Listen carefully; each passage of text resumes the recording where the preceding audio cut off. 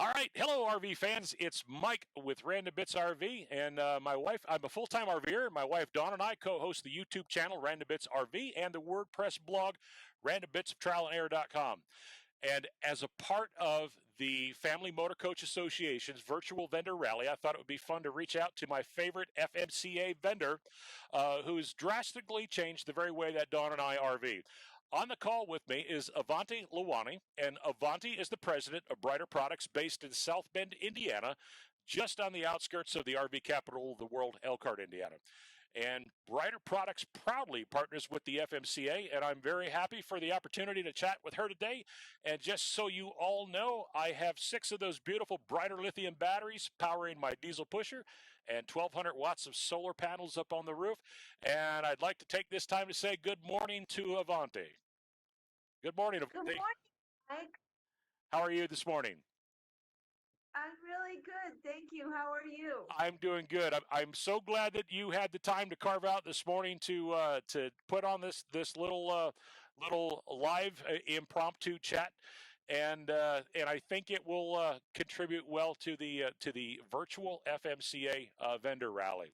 So, Well, it's always a pleasure to talk to you. thank you. You too. So can I go ahead and ask you just a few questions? Please. Okay, so we all know, and as a result, that the rally canceled, and things are kind of crazy out there. So, and since you're kind of in the heart of my favorite section of the country, northern Indiana, because that's where I was born.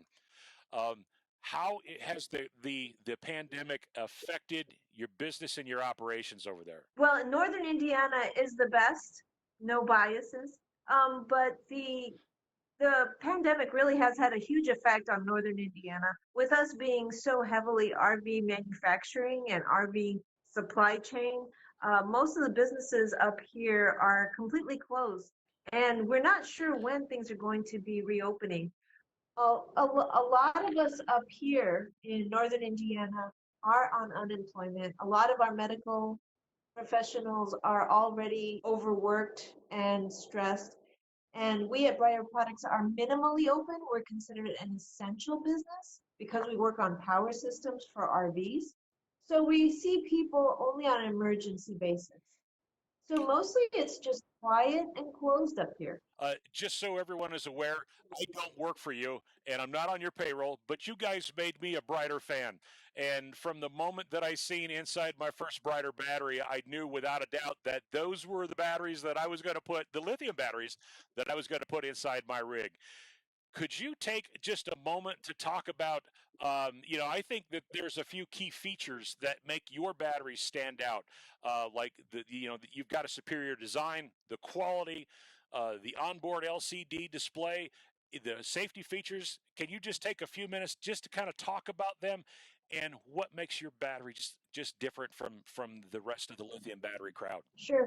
I think our batteries are different because they were designed specifically for RVers.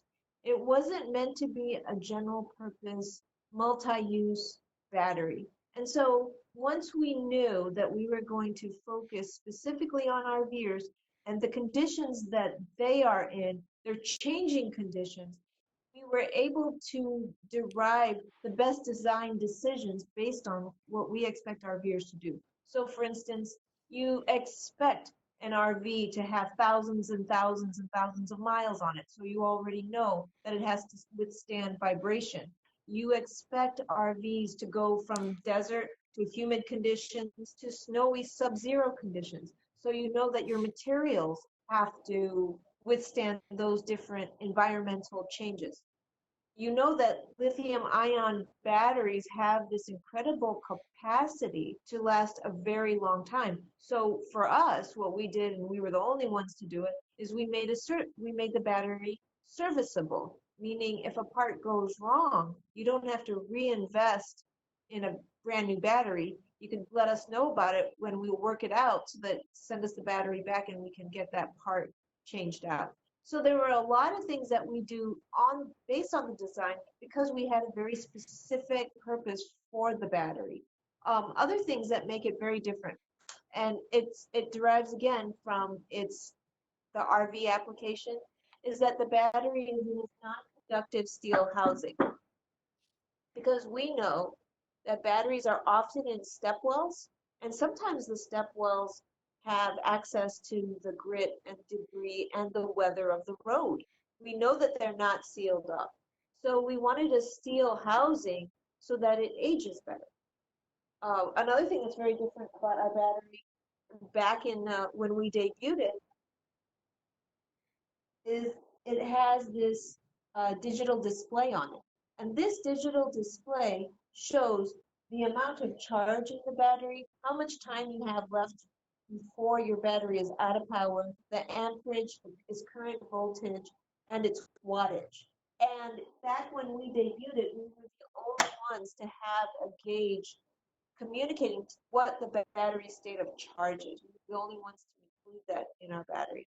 Now there are different components that can actually measure those things at different points in the DC circuit, but at that moment in time, there was no other way of getting that information. As an RVer, we know that when you camp, you have to depend on power. You might not be able to connect to shore power, so you really need to know how much power you have in your batteries. And that was one of the reasons why we were the first ones to put that gauge in the battery. Another thing that's very different about our battery is we built in electronic protections inside the battery that at the time were not included in most batteries. So for instance, this circuit board right here sits right on top of the cells that are inside this battery, and it has over voltage protection, under voltage protection, current protection, short circuit protection. So as an RVer, if there is any problem that happens from your cells, the battery management system has the intelligence built into it to prevent that problem from going anywhere else. It localizes the problem and it stops that cell from either charging or discharging. So you remember I had my batteries installed in October of last year, and I had actually I had a great time out there. You hosted us in your parking lot. We spent the night there. We did some other videos and some recording. But can you tell us what is the average customer? What's that? What are they going to experience when they come in for their install? Tell me about the Briter install experience. The average experience starts off with an RVer who either has batteries that aren't quite working well enough and they want them upgraded, or they're in an emergency situation and they have to get something done about their power system. Either way, we welcome you either to our facility or we meet people at a show or at their residence, wherever, however we can work it out. And we go through your DC circuit. We test where the charges are coming from, where there is no charge. We report that back to you. We tell you what we think the problem is. We ask you a bunch of questions. We want to know about what your goals are, what your travel plans are, what you want to run. Do you want to run medical devices all night? Do you have a CPAP machine? Do you have an oxygen machine? Do you want to run that all night? Do you want your residential refrigerator to be power independent? Do you want to dock for 2 weeks and not use your generator? We want to get a sense of how you want to travel. And the power system that we recommend to the RVer is based on their intentions, on their plans, on what they want to do. So it's very much a collaborative, co-designing experience that somebody has with us, at least for the first phase of our meeting. And then we come to a decision. We'll install batteries or inverters or chargers or solar panels. Whatever the case may be, we'll install it so that the system is optimized. We hope that people stay with us. We hope that you feel welcome and that you stay with us for a day or two. That way we can monitor how the electricity is flowing, if you're noticing the benefits of it immediately, and also knowing what other components may or may not be performing the way we tested it. So the average experience is very collaborative, and it's with the goal of it being very, very mutual. I know from my own experience when I had my install performed back in October of last year, Rachel came out and she went over every inch of my RV's electrical system, and she actually found a problem that I didn't realize that I had. So, was well, I think it was worth the install, just the fact that she found that problem. So, Avanti, the last question that I have, you know that I am I'm a huge fan of the Briter product. I love my Briter lithium batteries. And every time I get the chance to tell somebody about, what my experience has been like with my Briter batteries, the next thing people do is they normally go to your website and then they look at the price online, and I think they go into a slight amount of sticker shock. I believe firmly that you get what you pay for, and I believe that the Briter batteries are built much better than the competition out there. But can you take just a moment to talk about that price versus value, and how the quality, the equation, how that all ties in together? Sure, sure. Um, we believe everyone has to consider the balance of price versus value and then choose what is right for them.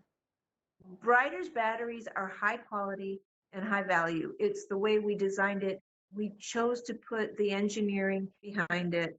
We chose high quality materials both inside and outside of the battery because RVs are constantly changing their conditions, and safe power is needed by an RV. And it's not only in year 1 or year 2 or year 10. There has to be reliable, safe power throughout, even if no one is in it. Even if it's in storage, you should have full faith in your power systems. The batteries will stand the test of time. They're engineered to provide reliable, safe, and efficient power. And not only are the batteries designed specifically for RVs, but we install them too. And we're one of the only companies to do that because we're not only saying that we designed these batteries for RVs, but we're also optimizing it for your future plans. Awesome. I love that answer. And I'll add on, I love to use this analogy that you can't buy a Mercedes for the cost of a Kia. Both have passenger seats, they both have four tires, they both have a steering wheel, they have an engine. But, if you ask me, the Mercedes has a little bit more quality built into it. Not to say that I didn't enjoy my Kia when I had it, but that was my choice, right? I chose to buy the Kia over the Mercedes because of the cost. But when I sleep 2 feet above a 600 ampere hour lithium battery bank, I want to know that you've made every possible decision that errs on the side of safety and quality, and that yes, it will last the test of time. I know I love my batteries, and I absolutely they have changed the way that we camp. I'm really glad to hear that, Mike. I'm really glad. We all actually are. Whenever there's feedback from an RVer, we always share it amongst ourselves, and it kind of adds a little pep to our step. Well, you know me, I certainly don't mind sharing and opening my mouth and sharing how much I love the products. And not so much the products, but the entire new electrical ecosystem on my rig. It's radically changed, and happier for it. So, Mike, I've been wondering about a few things. Is it all right to ask you about that? Absolutely. I was wondering from your perspective, how has the pandemic affected RVers and the RV community? It's crazy. As you know, we traveled to Tucson to go to the FMCA rally, and then it canceled. And so it's like, okay, what do we do now? Where do we go now? And so we had to formulate a plan. And I think that we were kind of at the right place at the right time, and we were at the right RV park outside of Tucson, and we just made a decision to kind of hunker down here and ride the whole pandemic out here in this tiny RV park that we're in. So while I would love to have, our plans were after Tucson, we were going to go out to Quartzsite and we were going to hang out in the desert for a couple of weeks, maybe do some more videos. But I had to take a look at what was happening out there. The first thing that was happening was that the federal government started shutting down the campsites inside the national parks. the That's right. state governments started shutting down the state parks. Not all, but some, and a lot of the BLM land um, was starting to shut down as well. So that was creating a sense of scramble in the RV community. Everybody had to kind of find a spot to set up camp and ride this thing out from there. So even though I knew that I wanted to go to courtside after the rally was over and do some serious boondocking out there in the BLM land, my concern at that point was getting the resources that I needed beyond my 2 week span. And I'll clarify that. I know that I can run for 2 weeks with what the rig is self-contained with. So I have 100 gallons of water that lasts me about 2 weeks, and that really becomes the big issue now. After I put the solar up on the roof and I put the lithium batteries in, power's not a concern anymore. And that used to be a concern, but it's no longer a concern now. The primary concern is water and dumping my waste. So what I didn't know is, out in Quartzsite, I've been there 2 years ago. There are vendors there that will. It's kind of like a RV service station, if you will, for desert camping people. You can pull Right. into an industry or a business. They'll take your waste, they'll fill your water, they'll fill your propane, top you off, and then you're on your way back out to the desert again. And they're awesome. But what I didn't know if those businesses were going to remain open or were they going to close down. So at that point, I decided, or Dawn and I decided that we would just go ahead and write it out at this campground that we're in right now outside of Tucson. Uh, Very affordable place. It's a nice park, but it's no frills, and which was just perfect for what we needed. But as I sit back and watch on Facebook how everyone else is, oh, I need to get here, I need to get across the country, I need to go there, everyone needs to stay home, stay home, write it out. Not even home. If you're a part timer, in my humble opinion, you have no business being on the road right now. But if you're a full timer, then your life is on the road. So my advice to everyone is kind of lock it up, stay in place, wait for this thing to get over it. It appears like we might be on the backside of this. So um, stay home, hunker down, and ride it out. And someplace where you know that you're going to have all of the resources that you need to sustain. Oh, I was just gonna tell you that originally when Indiana was sort of closing down due to the pandemic, RV businesses were not considered essential businesses.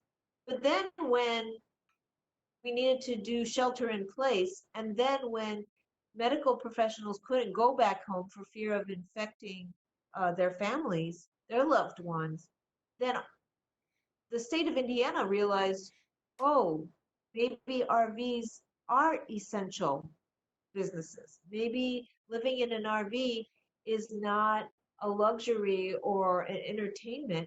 Maybe it's something critical and necessary. So, Mike, along with what you were saying, there's so many changes right now in the way we're thinking. There's and the thing that's interesting is that it's at all levels. It's really at all levels, government, local government, state government, business. Everybody's trying to adjust to this new set of conditions. Yeah. I'll add a little bit. As I shared earlier, originally born and raised in the northern Indiana, just down the road from where you're at right now, actually.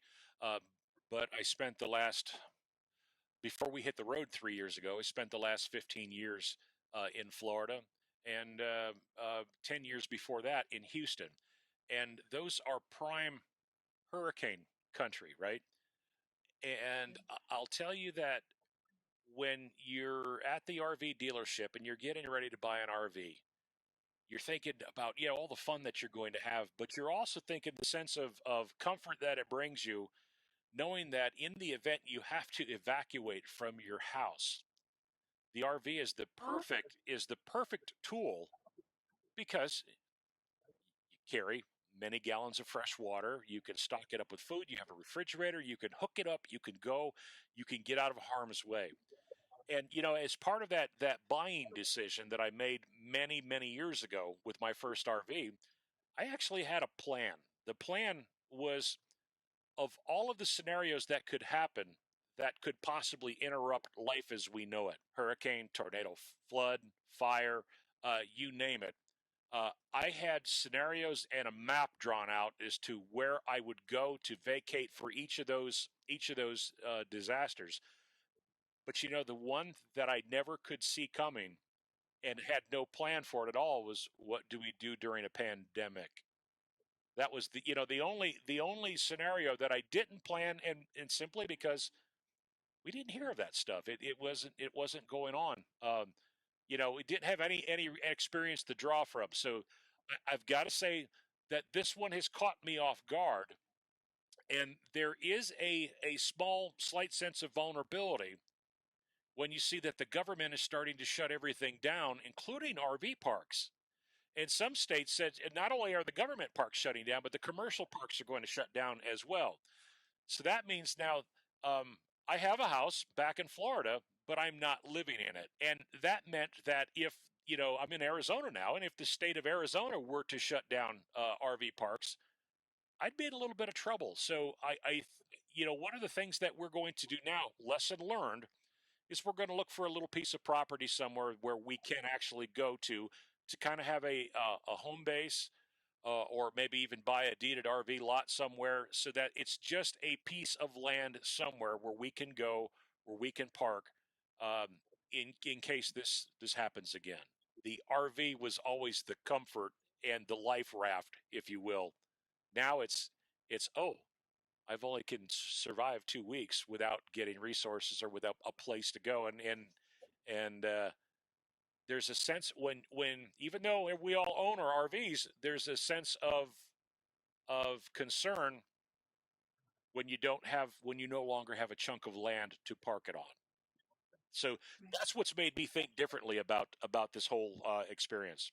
Yeah, it's very insightful, very insightful. And I think no matter how one can forecast and develop scenarios of the future, this is something this is new to us. This is really new to us. And the adaptability, I think, is what we're going to be able to develop within ourselves.